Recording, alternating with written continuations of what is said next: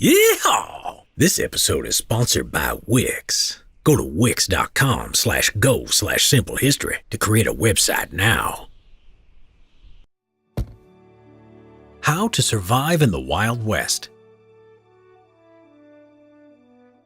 The Wild West was seen as the states and territories west of the Mississippi River in the United States during the big push west that started in the 1840s and lasted to the 1890s. Though there were fortunes to be made, life was undoubtedly tough and very dangerous, so this is how you survived in the untamed West. Weapons. Virtually every man carried a weapon of some sort in the Wild West. From the sneaky gambler who had a two-shot Derringer up his sleeve, to the U.S. Army soldiers with their muzzle-loading Springfield rifles, which were eventually converted to breech loaders. One such firearm of the period was the trusted, reliable six-shot revolver made by such legendary companies as Colt, Remington, or Smith & Wesson. Ranchers and hunters would ideally have a rifle or shotgun. Interestingly, in cities like Tombstone, Deadwood, Dodge City, or Abilene, there were gun control laws. Wildlife.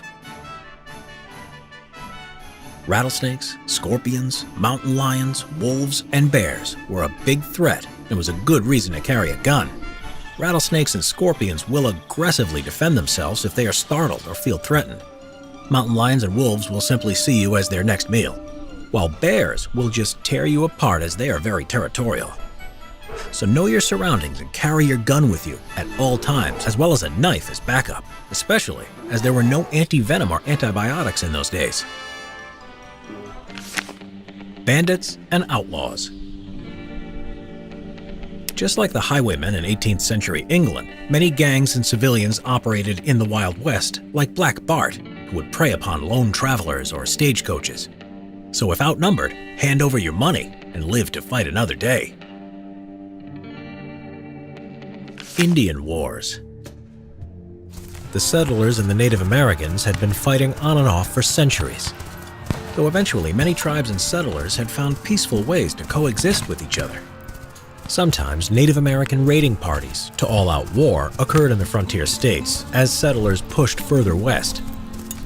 For example, there were the Comanche Wars from 1836 to 1875, the Sioux Wars from 1854 to 91, and the Snake Wars from 1864 to 1868, which involved the Northern Paiute, Bannock, and Western Shoshone tribes. Invading armies. For a long time, California, New Mexico, Arizona, and Texas were Mexican territories, but this was disputed by the European settlers, culminating in such struggles as the Texas Revolution, 1835 to 1836, that resulted in the Last Stand at the Alamo in 1836, and the Battle of San Jacinto, also in 1836, and ended with Texas winning its independence.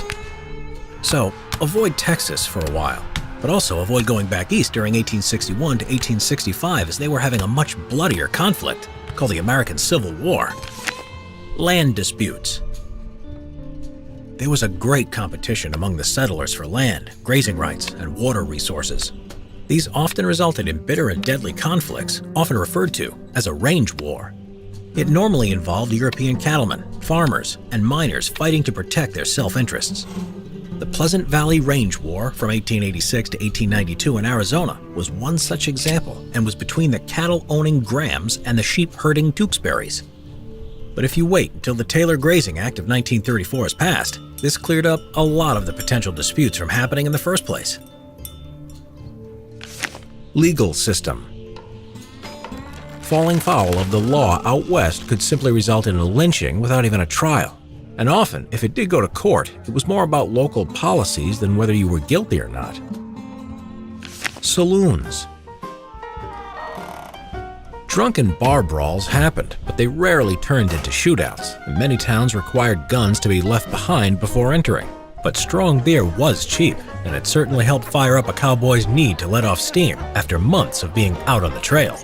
Things could still turn deadly, as outlaw Samuel Rattlesnake Sam Johnson found out when he refused to pay the 25 cents he owed for his drink and was gunned down by the bartender in the argument that ensued.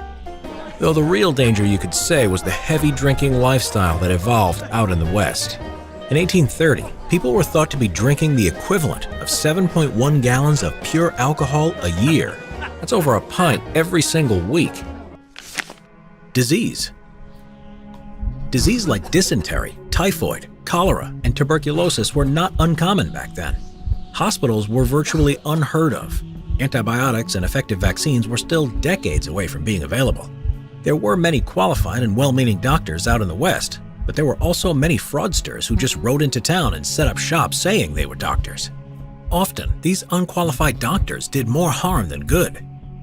So it's best to boil your water, practice good hygiene, and avoid anyone that is continually coughing. Climate. The climate varies drastically across the western frontiers, with the freezing winters of South Dakota, where at Sioux Falls it once dropped to as low as negative 42 degrees Fahrenheit, to the constant heat of the Texas Great Plains, where temperatures rarely dropped below 81 Fahrenheit in the summertime. Extreme weather. Tornadoes have been said to lift up cows into the air and deposit them crushed and broken miles away. So consider building a storm basement, and hopefully you'll be safe. If you are caught out in the open, lay flat against the ground to form a vacuum seal, and that in theory should stop you from being blown away if a tornado passes within a few hundred yards of you.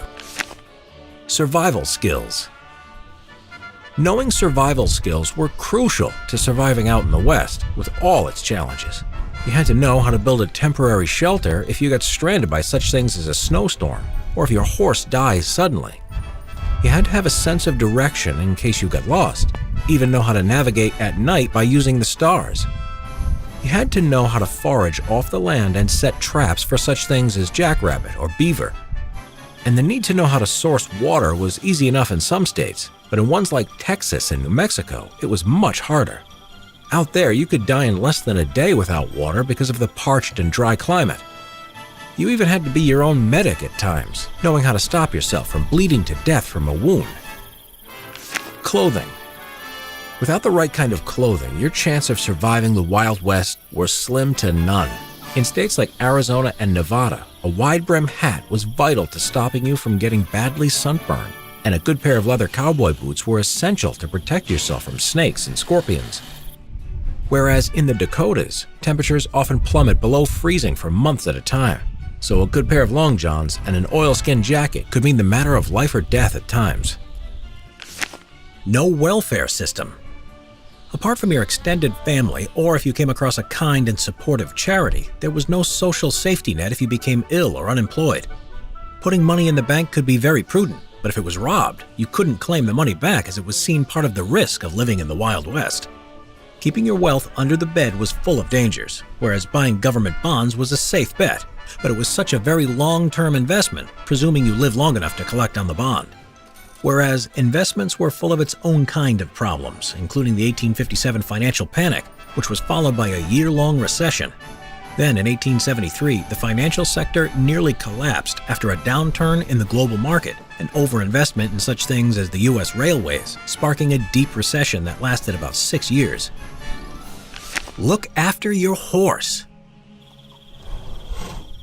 One way to travel vast distances was by horse, which could do 30 miles a day if watered, fed, and rested regularly. This meant a frontiersman could travel long distances in relatively poor terrain carrying adequate equipment and supplies to survive between a week to 10 days, easily enough time to make it from town to town. On the other hand, if he was on foot, he would spend more of the day traveling and was likely to cover only an average of about 20 miles per day. The real danger was that he would have to carry his gun, blanket, drinking water, food, cooking utensils, and any equipment he might need himself. After 3 days, he would be out of food and water, his feet would be blistered, and he would be exhausted. So he was confined to short 50-mile journeys between towns, and if faced by hostile Native Americans, he would be forced to fight them. If you had a horse in such a situation, you would have the option to flee. A horse would cost you around $60. About $1,828 in today's value, so it was a good investment, and it was well worth taking the time to look after. And lastly, life itself. Right from the beginning, life was difficult and deadly. It wasn't uncommon for either the mother, baby, or both to die in childbirth. Then there was the dangers of childhood itself. Disease, malnutrition, and neglect all contributing to an early death. But the good news was, if you survived past the age of 10, your likely life expectancy was a healthy 53 years of age. And if you survived all this, there was plentiful land to grow good crops or raise quality cattle. Or if you felt lucky, you could join in on the many gold rushes that kept on occurring. Howdy, partner. Now you know how to survive the Wild West. You can survive website building with Wix. Go to wix.com/go/simplehistory to create a website that's customized to what you want to do. Whether you're a novice, a business owner, an advanced designer, or a professional website builder, Wix has great features such as Wix Videos, Wix Pro Gallery, Wix Bookings, and solutions for all kinds of sites such as e-commerce, music, hotels, events, restaurants, and more. Go to wix.com/go/simplehistory or simply click the link in the description below to get started.